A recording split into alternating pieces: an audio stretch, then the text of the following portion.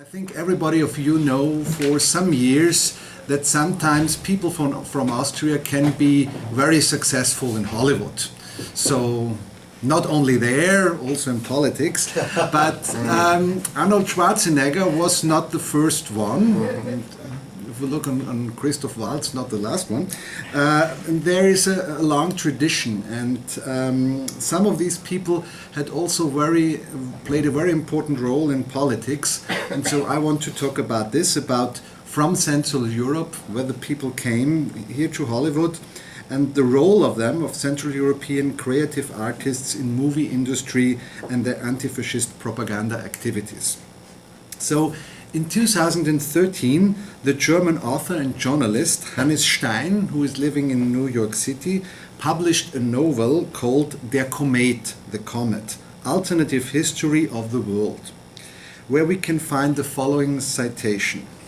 The main problem is that the Americans have nothing comparable to the Rosenhügel studios in Hitzing, Vienna. No Sascha film industry. This means also that they have no Samuel Wilder, Walter A. Königstein, no Romy Schneider, no Christopher Waltz, no Arnold Schwarzenegger, even no Stepan Spielberg. End of citation. What seems like a lèse-majesty for US movie industry is an interesting thought experiment. What would have happened if Gavrilo Princip had failed the Archduke Franz Ferdinand in Sarajevo, and most of the cruelties of the 20th century wouldn't have happened? Right before the beginning of World War I, the Sascha film was a highly innovative center of European film industry, but more about this and some of the mentioned names later on. To analyze the exodus of a legion of artists, people from film business as well as of other professions, writers or scientists, to have a look at the reasons why they left their old home country, trying to start a new life across the Atlantic Ocean, and to record the role they played in anti-fascist propaganda in the late 30s and early 40s, I will focus on three topics. First of all, on the people. I will present some persons who left, on the one hand, to survive and to affect the society, to stand up against Hitler, his ideology and his allies. Second, we should have a look at the propaganda against the Nazis in the USA in common, and to illustrate this with some productions dealing with this propaganda. And finally, mention the prospects they all had. So first, taking a look at the people, and when in the first period, the first studios in Hollywood were founded, it comes into mind that already then people from Central Europe played a major role. Most of these studios were built up by Central European immigrants, or at least by people who were children of such Central European immigrants. The legendary Warner brothers, for example, who founded the same-named studios, were born as brothers Eichelbaum and were children of the Jewish shoemaker who left with his family Masovia in Poland. Markus Löw, who founded Metro Films, was the son of an Austrian family. His father served as waiter in New York after leaving Vienna in the second half of the 19th century. Samuel Goldwyn was born as Shmuel Gelbfish in Warsaw, and Lazar Meyer, who called himself in the USA Louis B. Meyer, came from Minsk. Altogether, they made Metro Goldwyn Meyer. Goldwyn's temporal partner, Adolf Cukor, who founded Paramount Studios, was born in Riesce, northern Hungary. Joseph M. Schenk, one of the co-founders of 20th Century Fox, and his brother Nicholas were born in Rybinsk, and last but not least Karl Laemmle, who founded Universal, came from Laupheim in Baden-Württemberg. As all of them knew the culture of their parents and their home countries quite well, it's comprehensible that young talents got their chances in Hollywood. One of the first who started an exceptional career in Hollywood was Erich von Stroheim. Born in Vienna in 1885, he reached the United States in 1909. 6 years later, he came to Hollywood, where he became one of the first stars in silent movie, together with David W. Griffith and Charlie Chaplin. In the 20s, he was the king of directors, making movies like The Merry Widow, a film adaptation of Franz Leher's famous operetta. But on the top of his career, he fell out with nearly all the studio bosses, so that his later career had reissued a supporting actor. But the most important role of his life was his life itself. Although he was born to a poor shopkeeper in Vienna, he made everybody believe that he was a member of Austro-Hungarian nobility, calling himself Erich Hans Karl Maria Stroheim von Nordenwald, a former KUK officer. In reality, he only reached the rank of a corporal. The touch of Imperial Austria in connection with Stroheim's character to do even the worst jobs if necessary was important for his exploding career. At the same time, the Central European film industry was established as well. The two most important studios were the Universum Film AG in Berlin and the already mentioned Sascha Film in Vienna. While the UFA, which was founded in 1917, had a joint venture with Metro-Goldwyn-Mayer from 1925 to 1940, the Vienna Sascha Film was mostly independent. It was run by Alexander Josef Graf Kolowrat-Kawrowski, who founded the company in 1910. It's subtle irony that Kolowrat was born in New Jersey. His father had to leave Austria for some years because he had killed somebody during an affair d'honneur. Educated at the Catholic University Leuven in Belgium, he came back to Austria and owned after his father's death in 1910 large assets in Bohemia. He discovered Marlene Dietrich for the movies and produced some legendary monument films. So there were a lot of artists who had already good experiences, and Stroheim was soon followed by a lot of colleagues. For example, the first winner of an Academy Award as Best Actor in a Leading Role was the Swiss-born Emil Jannings, one of the first stars of the German UFA, for his role in the anti-war movie The Last Command, which was directed by Austrian Josef von Sternberg and written by Hungarian Lajos Biro. Jannings, who worked as well in Germany, became later one of the most important elements of NS propaganda, for which he was banned for all movie and theater activities by the Allies in 1945. Ernst Lubitsch, son of the Jewish tailor born 1892 in Berlin, started a career as actor there and moved in 1922 to Hollywood, where he became the most powerful director of comedies.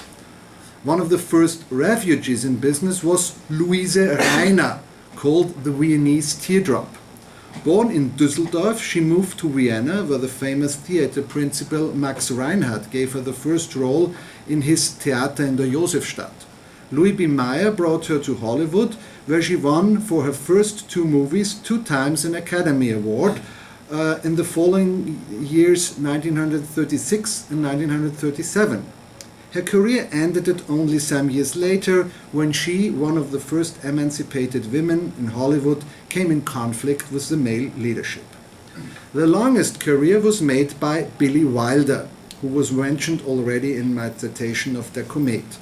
Born as Samuel Wilder in Sucha near Krakow, his family moved to Vienna, where he was a classmate of his later colleague and lifetime friend Fred Zinnemann, the director of High Noon in high school. Wilder started to study law at Vienna's university as well as Zinnemann, and after both cancelled this, he wrote for some boulevard newspapers, where he maybe got some impressions for his later movie The Front Page, while Zinnemann moved to Paris and some years later to Hollywood. Wilder followed the US band leader Paul Whiteman as PR advisor to Berlin, worked again as journalist, started to write screenplays and hired at the UFA. In 1932 he left Berlin, went to Paris and came 2 years later to the United States, where he met his brother William Willie Wilder, who was already established New York author then. In Hollywood he came in contact with Lubitsch, who became his shining example. He first wrote screenplays, but became soon one of the leading artists in Hollywood himself. He won 6 Academy Awards, one more as his friend Zinnemann, and was nominated 15 times as director, writer and producer.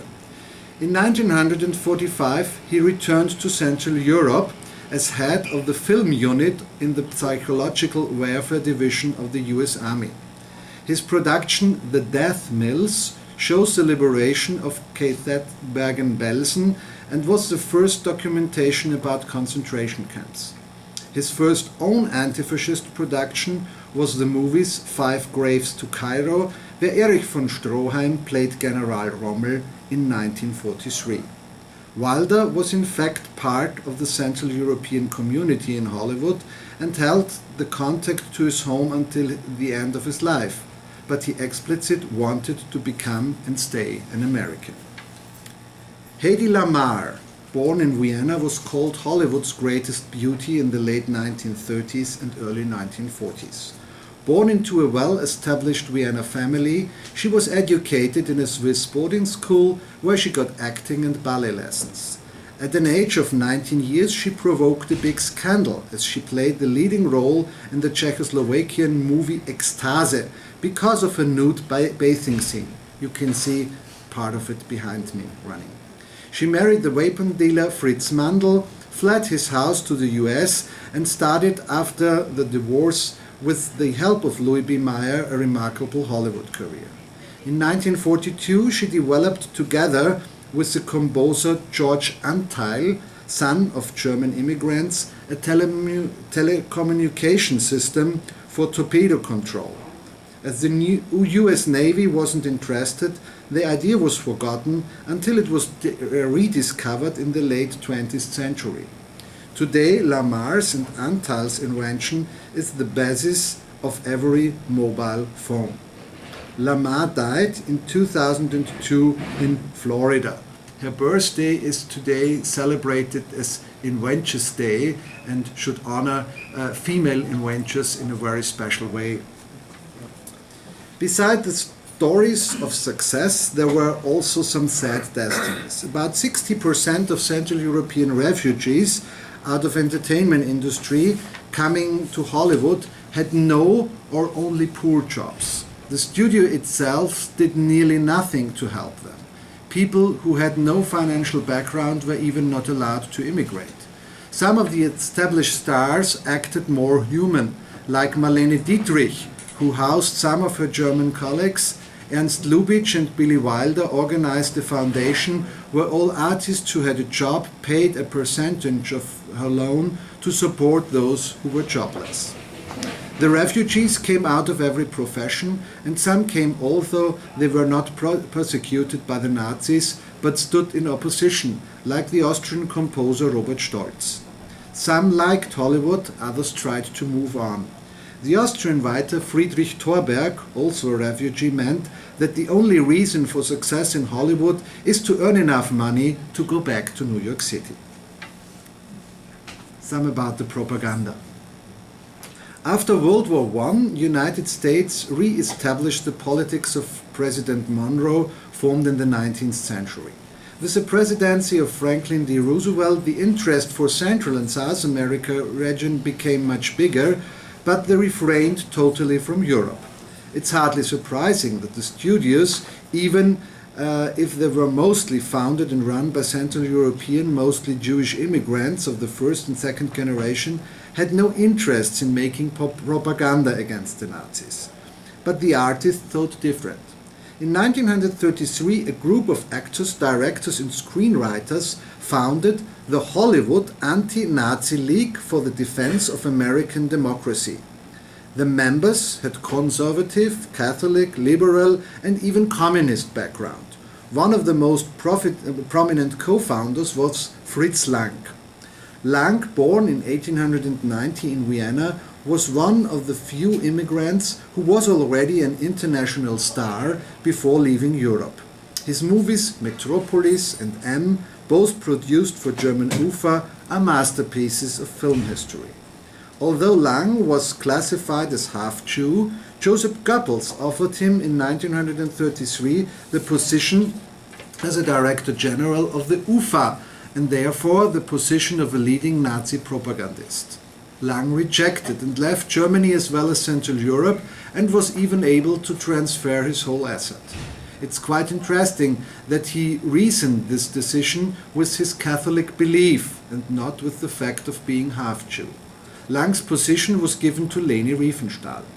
In the US, he first got no jobs, and this although he had a studio contract that guaranteed a fixed income.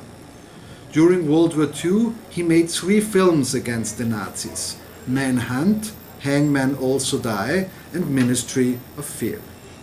The heads of the studios, like Jack Warner or Karl Lemle, had sympathies for the League and gave them some financial support, but on the other hand, they made business as usual. An impressive activity of the League was the issue of a wanted poster for Adolf Hitler. Hitler was described as a cruelly laughingstock. You can read over here: vegetarian, laughs parades, favorite position, holds his right hand outstretched, answers to the salutation Heil Hitler, claims to be German, which he speaks badly, but is really Austrian, has hallucination of greatness. It's also quite interesting that the crimes against Catholics were more prominent shown in this wanted poster. You can, it's dangerous to mention democracy in his presence. And the crimes against Catholics you can see over here, responsible for the death of Erich Klausner, leader of the Catholic Action in Germany, and Adalbert Probst, leader of the Catholic Youth. And down here in the feet, 600,000 Jews are held for ransom by him, and he demands $2.25 billion. So this is that the crimes against Jews are not shown very prominent in this. So they were not demasked. This shows the influence of people like Lang, but also that the Jewish community wasn't really active in propaganda activities against Hitler. The studios had no problem doing business with the Third Reich. They even cut out the name of Jewish artists of the trailers and credits, like European countries did also. Only the Warner Brothers changed their mind in 1938 after members of the Amerika-Deutschen Bund, the Nazi organization in the USA, had killed a company member. But right after the beginning of World War II, the situation totally changed. Movie industry became essential to the war effort. Some creatives got military ranks. Jack Warner, for example, called himself Colonel Warner, ordered a uniform from his studio tailors, and forced his employees to salute. Films were very important if they were dealing with the following topics. First, war and American way of life. Second, enemies and their ideologies. Third, positive role of the Allies. Fourth, role and impact of American industry. 5, support for the home front. And 6, life and sometimes death of American soldiers. This opened the door for a bigger application of propaganda. The Hollywood Anti-Nazi League dissolved in 1942 after the whole country had silently joined it. Now a view on the productions. The first plot for a movie about National Socialists was a real case. In fall 1938, the FBI arrested 18 German spies. The trail took place in New York City, followed by the people with big interest. Jack Warner secured the rights and produced a movie called Confession of a Nazi Spy, with support of J. Edgar Hoover, who broke the resistance of politics as well as at the German embassy. The film was directed by Anatole Litvak, who was not a Central European but close enough from Russia. But the main cast was. We find Francis Lederer, who was born as František Lederer in Prague and acted on different theaters there. Sometimes he also acted as Franz Lederer in Berlin or Vienna. We also find Lya Lys, who came from Berlin, Hedwiga Reicher from Oldenburg, Sieg Ruhmann from Hamburg, Lionel Reuss, who was born as Leo Reuss in Galicia, and Paul Lukas, who was born as Lukács Pál in Budapest. Lukas started his career in Hungary, moved to Austria, and reached the United States in 1927. He later won an Academy Award as Best Male Actor in 1943 for the anti-Nazi film Watch on Rhine. 1.5 years later, one of the best-known productions dealing with Adolf Hitler was brought to the cinemas, Charlie Chaplin's The Great Dictator. Chaplin worked 2 years on this, his first talking film. The explications of some were as big as the concern of the others. Chaplin did not only play a double leading role, wrote the screenplay and directed and produced the movie. To complete the family business, Paulette Goddard, who was Chaplin's wife then, played the leading female role. Chaplin, exactly 4 days older than Adolf Hitler, tried to overdraw Hitler again as laughingstock, but more artistic as the Anti-Nazi League did. He let him talk wanderings, called him Adenoid Hinkel, and gave him a double cross symbol, like you can see in the following scene. Der Strafmitshilfensekt, der Wiener Schnitzel mit der Lage werden und das Sauerkraut. Der Filtensack der Bärden, ein Tomelia wie sein Straf, der Blitzensack der Knütz. Ich bleib noch straff mit der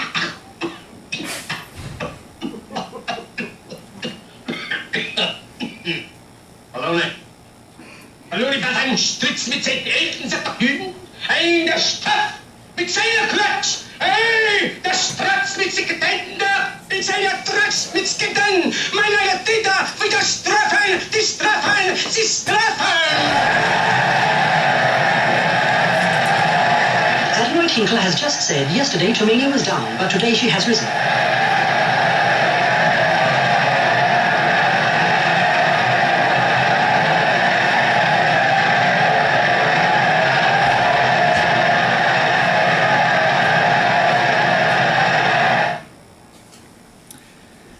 Chaplin thematized the persecution of the Jews, but in such a harmless manner that it is really very far away from reality, which is the reason for critics until today. Also the claim that Austerlitz, standing for Austria, which Hinkel wants to invade like his dictator companion Napoleoni from Bacteria, is a well-established democracy, is not close to reality in 1938. But this harmlessness was caused by the opposition that was brought against this artist by politicians from the free world. When Chaplin announced his first plans for the movie, United Kingdoms reacted that the film wouldn't get any permission for release because it is an insult of a state leader. What a luck for the British people that they were on war against Hitler when it was finished. After Hitler declared war on the US 3 days after Japan's strike in Pearl Harbor, the situation totally changed. Approximately 500 movies were dealing with World War II, 1/3 of them with the situation in Europe.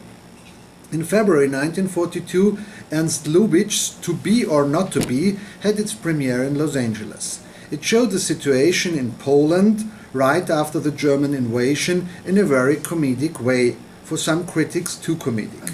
Lubitsch later said that if he had known about the real situation in Poland, he never would have done this film. Sometimes the humor is really very dark. What was the lady's name? Mrs. Tura. Her husband is that great Polish actor, Joseph Tura. You've probably heard of him. Oh, yes. As a matter of fact, I saw him on the stage when I was in Warsaw once before the war. Really? What he did to Shakespeare, we are doing now to Poland. In August 1942, the Pied Piper was issued, which was describing the situation in occupied France.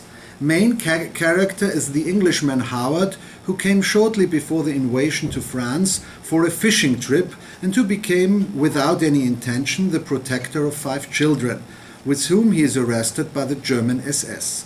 The investigating officer accused him working for the English intelligence. But at the end, he makes the officer, because of his rhetorical and moral dominance, to let him and the children go. Seen today, the movie impresses more with the dramatic ability of the actors, especially of Otto Preminger. Very touching. Very ingenious. My congratulations. You know, of course, that Charrington has been arrested. I haven't the foggiest idea what you're talking about. Now, have you ever heard of Major Cochrane, I suppose? Of Room 212, Army Intelligence, in the War Office in Whitehall? No. Your memory obviously needs freshening. What were you doing in France in the first place? Fishing. Wird später nachgeprüft. Who are these children? Where did you get them? The two English children belong to friends of mine. And the others? Friends too, I suppose. The others I know little about, except they were lost and unhappy. Didn't occur to me to demand further credentials. You are no longer dealing with children, you see. We know who sent the information to the English of the Führer's visit to the fleet at Brest. We know who caused that raid. It was you and Charrington. I? What we do not know, and you shall tell us, is how that message was passed through to London, to that Major Cochrane whom you don't know. That's what you are going to tell us, Mr. Englishman.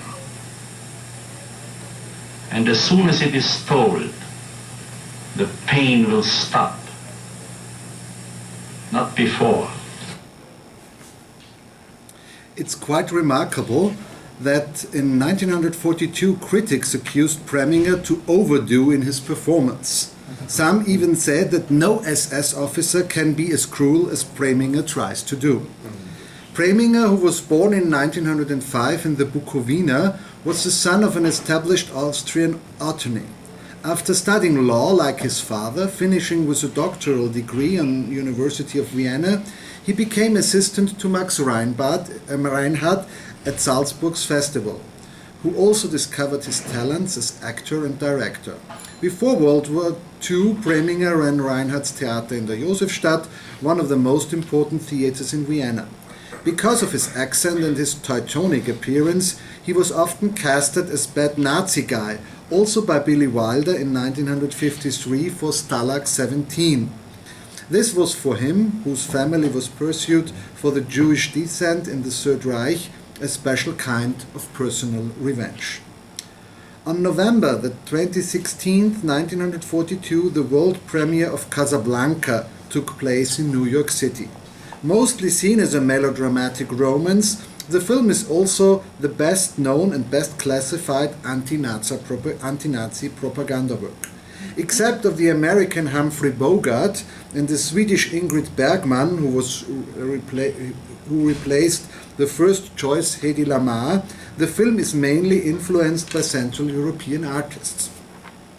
The director, Michael Curtiz, was born as Kertész Mihály in Hungary and started a remarkable career during World War I. In 1919, he made as Michael Kertész the monumental silent movie Die Sklavenkönigin for the already mentioned Sascha film in Vienna, which made Hollywood to engage him immediately.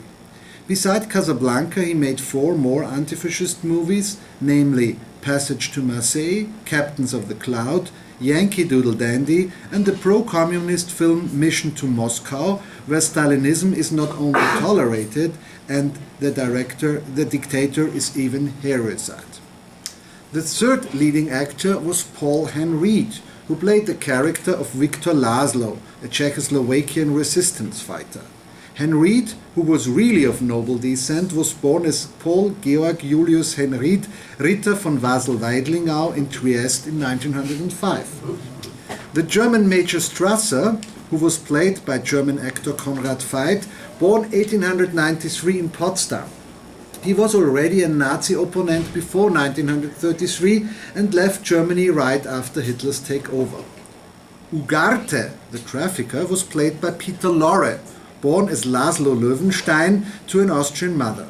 Starting as a street artist and pantomime in Vienna as well as in Berlin, he was engaged by Max Reinhardt for the theater and for Fritz Lang for the movies, especially for M, where he played the insane murderer, a character he later also played in a lot of Hollywood productions.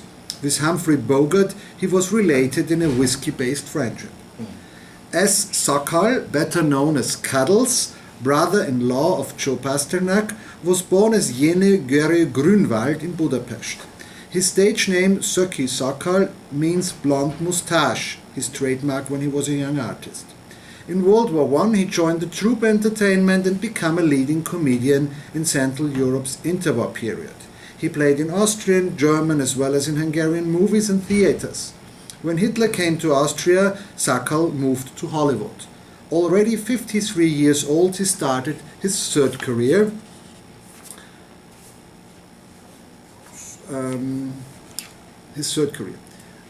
The musical score was composed by Max Steiner, who was student of Gustav Mahler and whose piano teacher in childhood was Johannes Brahms. He wrote the music for King Kong in 1933 and in 1939 for Gone with the Wind. Altogether, he composed the score for 270 movies, was nominated 24 times for an Academy Award, which he won 3 times. Out of the historical perspective, it is mostly interesting how Casablanca paints the picture of the German Reich, his representatives, and their interaction with the Vichy regime in France. Major Strasser, representing the Third Reich, is not a simple-minded, brutal Nazi, which could be a logical element of propaganda. He has perfect manners, is intelligent, but also dangerous. Vichy regime is personalized by Captain Renault, who is coward and corrupt.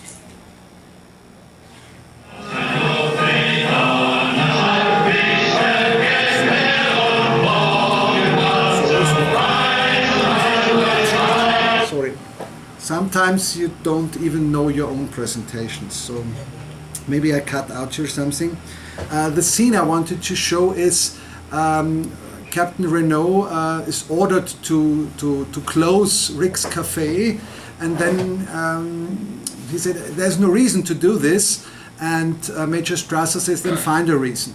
And so he starts, this cafe is closed, I realized that there is gambling in the back room. And in the same moment, there comes one of the waiters and give him what he have won this evening during this gambling. So this shows the situation. Sorry, I modified this morning and I must have cut this out.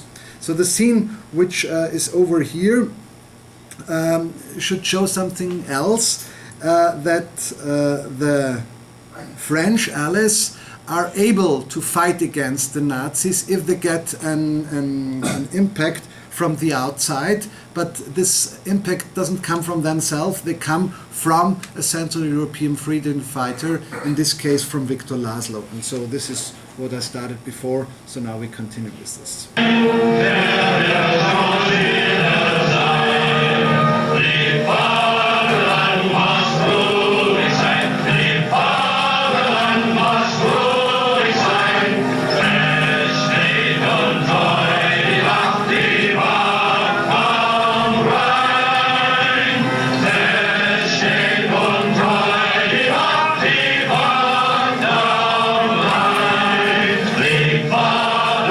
Buenos Aires, great.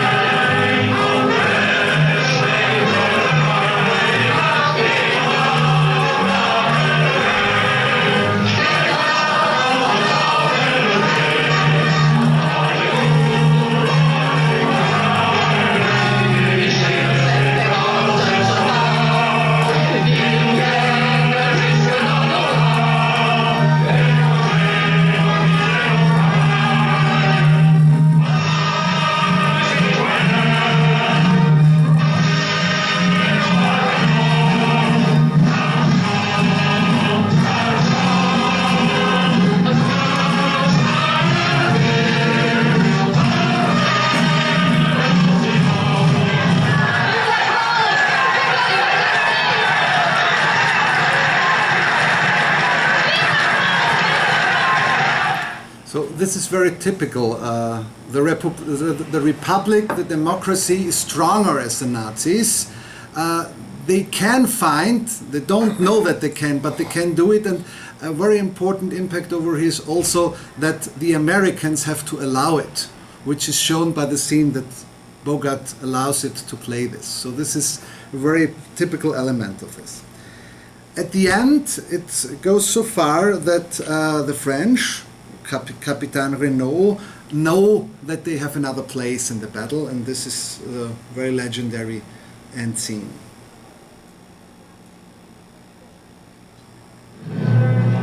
Major Strasser has been shot. Round up the usual suspects.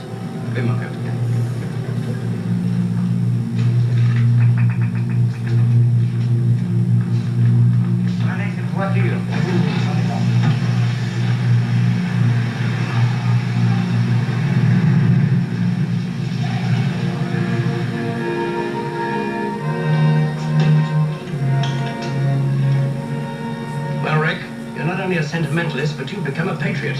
Well, really, it seemed like a good time to start. I think perhaps you're right.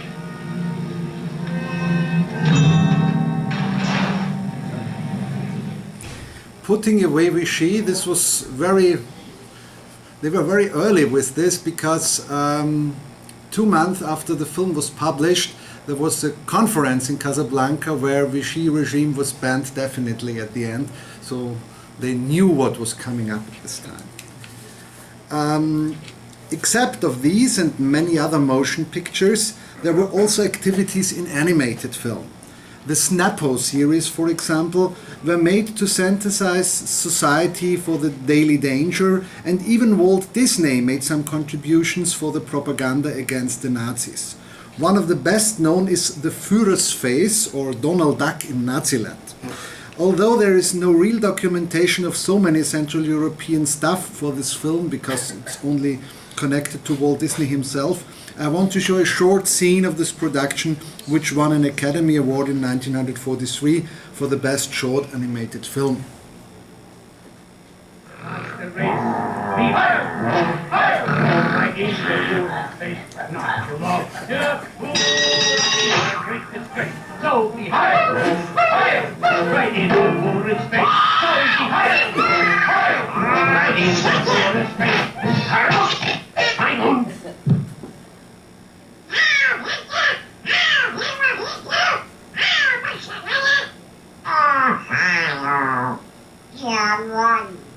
Nichts raus! Into the closet! What prospects Hollywood had. Summing up the thesis, it is first necessary to analyze how the Hollywood propaganda and its interaction with the Central European artists can be classified. Was it a lot, enough, or even too less?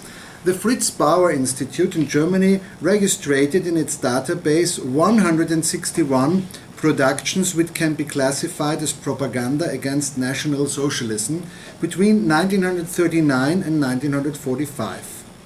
3 were issued in 1939, 11 in 1940, and 2 more 1 year later in 1941. After the US entering of the war, the production raised up to 47 in 1942, stayed at the level of 45 in 1943, and they started to fall again with 33 productions in 1944 and only 9 in 1945. The biggest output was right after America was involved into the war. After the war, some well-known productions with very highly quality came into the cinema. Most of them still involved artists from Central European region. In Alfred Hitchcock's Notorious, for example, made in 1946, we see right of Cary Grant, again Claude Rains from Casablanca, and some of the typical supporting actors like Reinhold Schünzel or Leopoldine Constantin, born in Brno, who later went back to Austria where she died in 1965. Stalag 17, made by Billy Wilder, was already mentioned. For the immigrants, these kind of movies were a big chance. They had a lot of knowledge and they used their networks, sometimes even from the older days in Europe, to help each other. They also had a big interest in fighting the Nazis wherever they could, which was bigger at the interest of the already established colleagues. Most of them had still relatives in the old world. Nearly all of them had friends, family members or beloved colleagues who became victims of the Shoah. The immigrants played characters they abysmally hated, which made the characters often more realistic, like the examples of Preminger and Feitschow. But the plots were often far away from reality. Sometimes too harmless, like Chaplin's Dictator, sometimes with big mistakes. It's hard to believe when the knowledge of details, which was easy to get because of the big numbers of refugees, was sometimes ignored.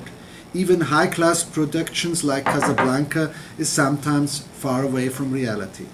Until the outbreak of the war, for the US the reserve against Hitler and the Nazis was very low.